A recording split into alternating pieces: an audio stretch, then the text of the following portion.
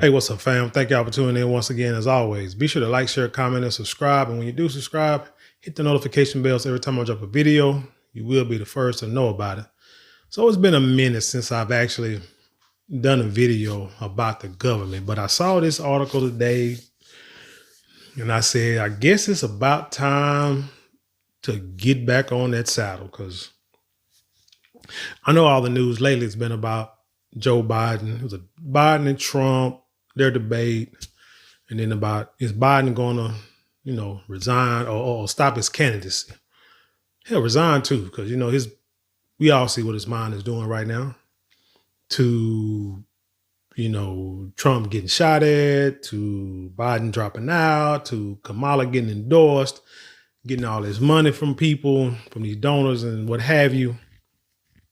But the thing about that, with all that sensationalism and everything, with them nothing burgers, really, because regardless of who's in office, who's running, the bottom line is policy. What is the policy and what they're doing for the American people? For me specifically, Black Americans, but for the American people in general, what are they doing? Especially when it comes to the border, illegal migrants, the war in Ukraine, Israel, Hamas, and any other foreign aid that they're lending to people, and yet not doing anything for the citizens of America.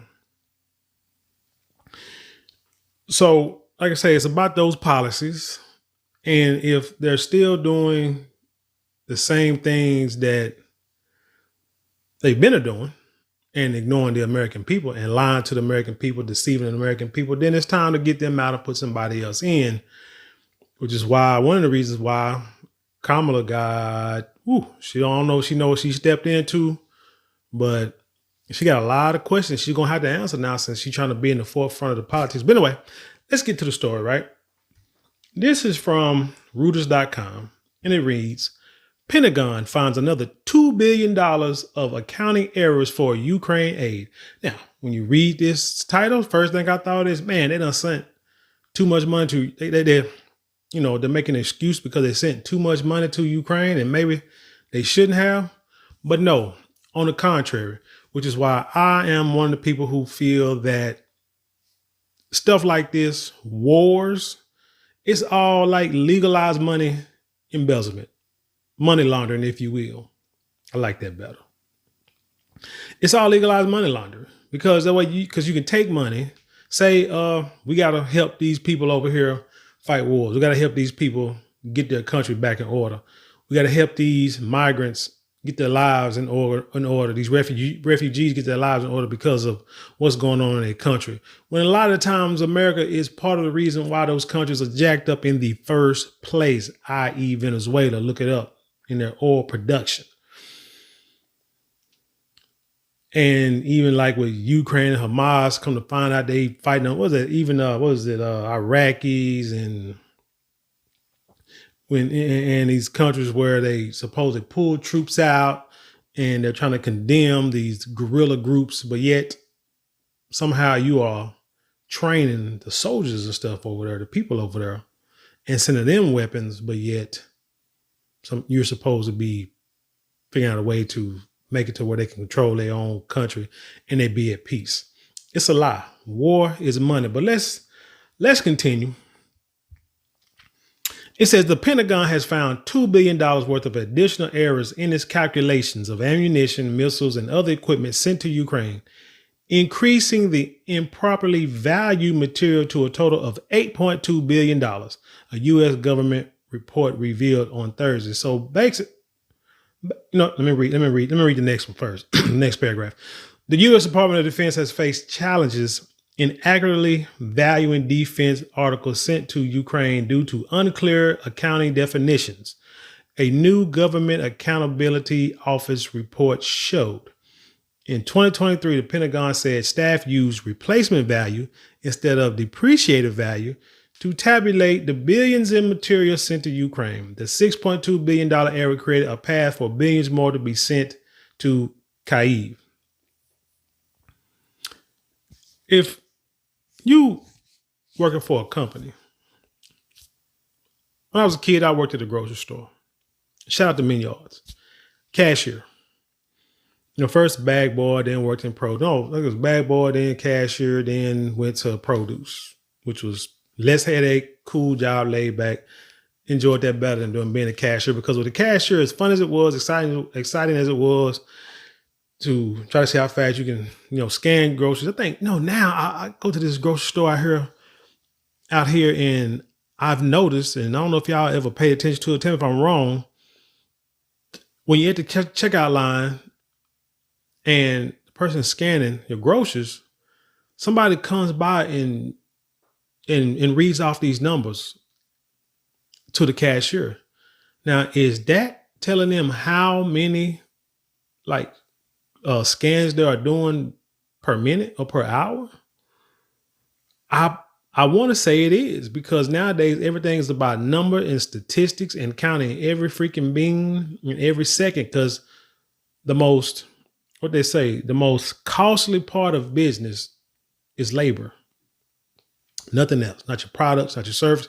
I mean, it's a service, but it's the labor. The labor cost is what every company tries to reduce. I don't care where you work. I work in nursing. I work in the medical field. Their biggest thing they're trying to cut down always, every day, is labor costs. If it's so many patients there, there's going to be so many staff.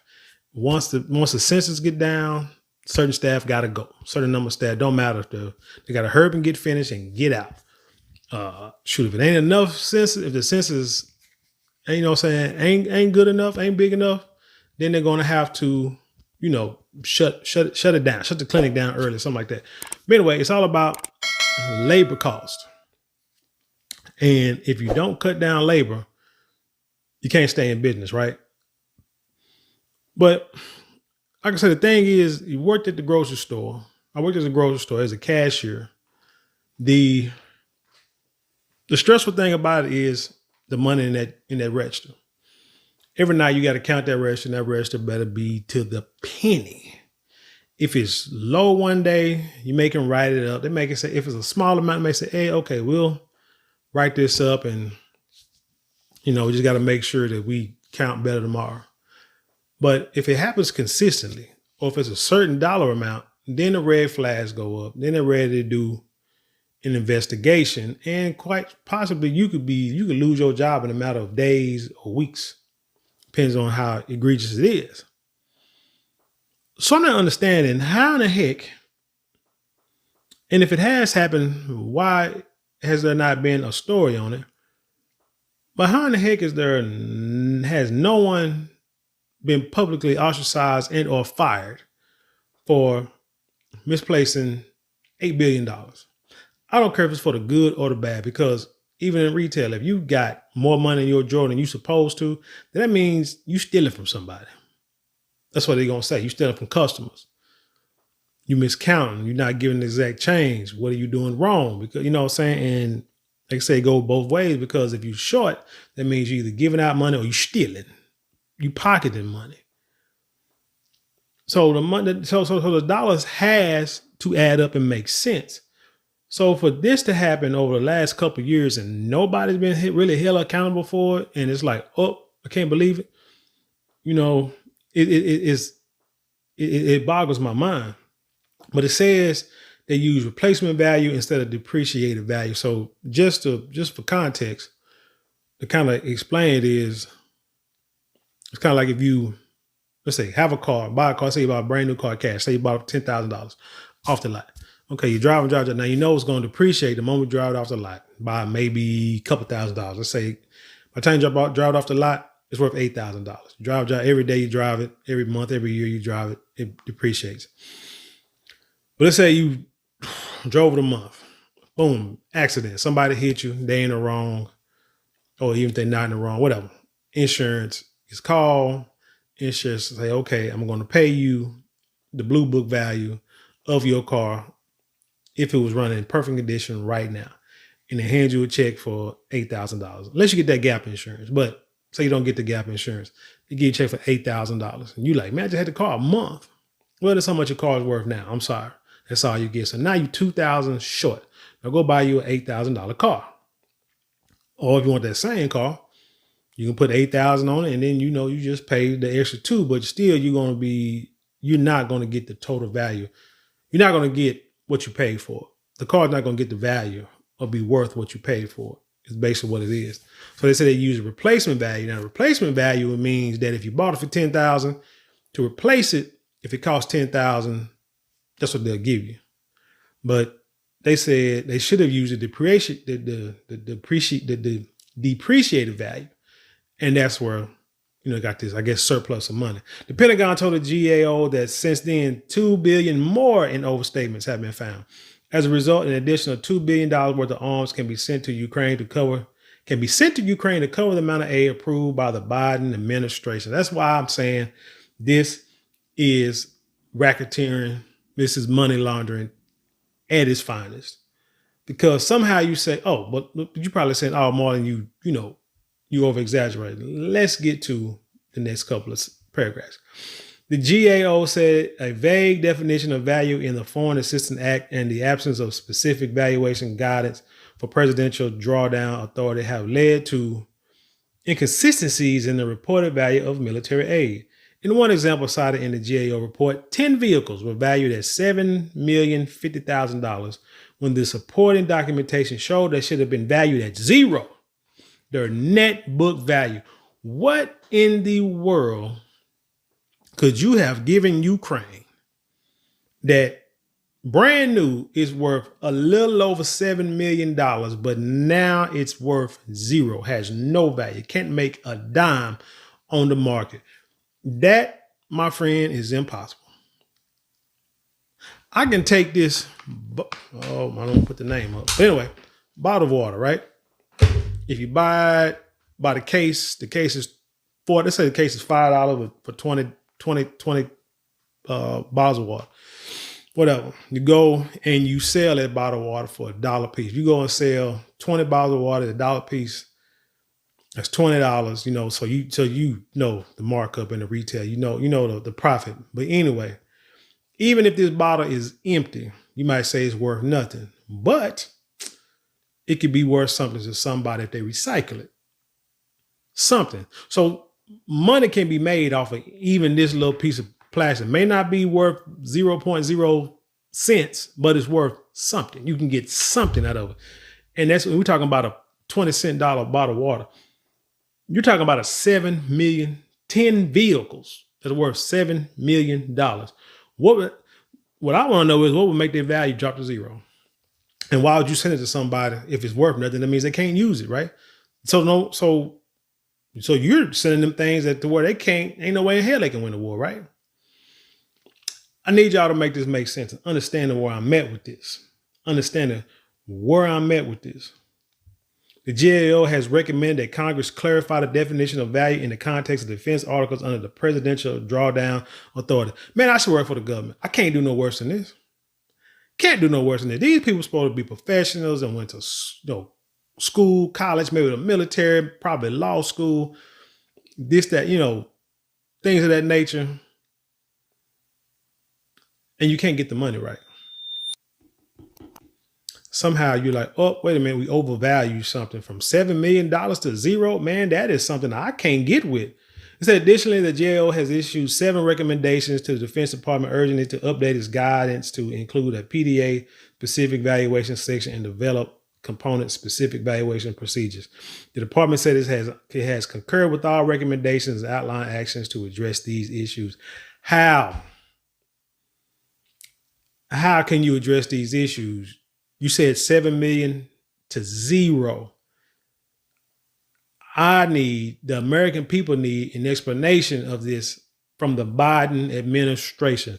So again, when y'all sit up here and say, we got to vote for Democrat, down battle Democrat no matter what, vote for Joe Biden, vote for Kamala Harris, chucks and pearls, whatever. I look at something like this and say, why would I vote for y'all? And y'all finding reasons to send money to a foreign country. You can just say, hey, we sending something. Well, we miscalculated, but you know what we're going to do with that $2 billion? Man, we're going to use that for the American people. There's some homeless people out there. We can use that $2 billion to create programs for little kids in the inner cities.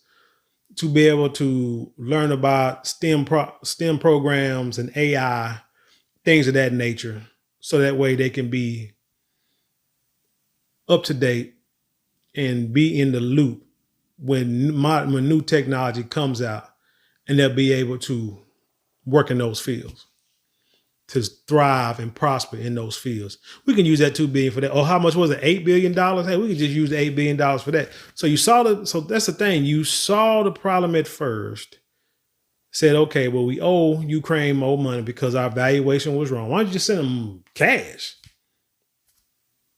And let them buy whatever the heck they want. I mean, I want to know. I said, if I get the time and the money, and I started a second career, it's going to either be in finance or law, government, because those are the things that dictate your lives on a daily basis. And those are things that are most important. These are the issues, even not just only the kitchen table issues, because these kind of affect the kitchen table issues of inflation, credit, high prices, things that go on, homelessness, things that go on in your daily lives. Things like this is what affects it, because instead of using that money, the taxpayers' money, to use it for the taxpayers, they find a reason to send it overseas.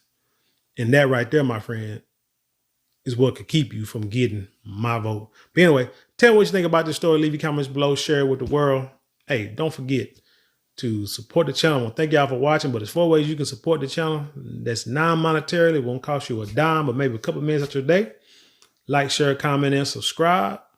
However you do it, however you support, I appreciate it from the bottom of my heart. But if you do want to support financially, you can always do super thanks, super chat, or go to the description box. There are links there that you can click on to support. Like go to marlonmorale.com, where you can get perfumes, cologne, silks, beard products, and other things like that.